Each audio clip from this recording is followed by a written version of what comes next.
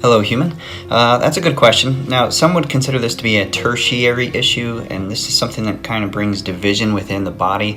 That's not my goal here. I'm not trying to bring division within the body, but at the same time, I'm going to explain what I believe and why I believe what I believe.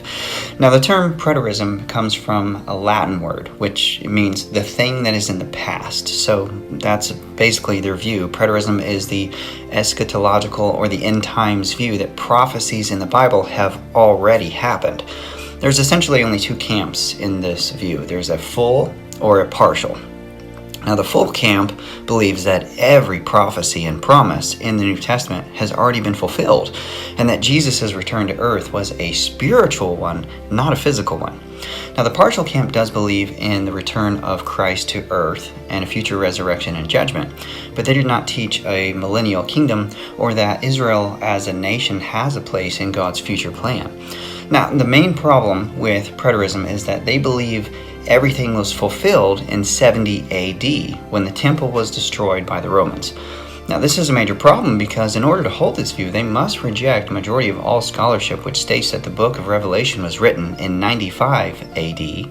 Well, either that or accept that it was written later, but it only describes the history of what has already taken place.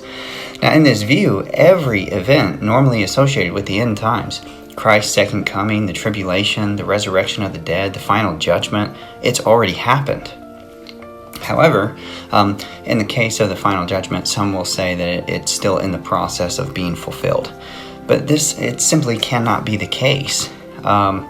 Prophecy still must be fulfilled regarding Israel, just as Paul said. A partial hardening has happened to Israel until the fullness of the Gentiles has come in, and then all Israel will be saved. Now, further, if Christ already returned, what are we doing here? And what is the king doing right now? And it just simply doesn't make any sense.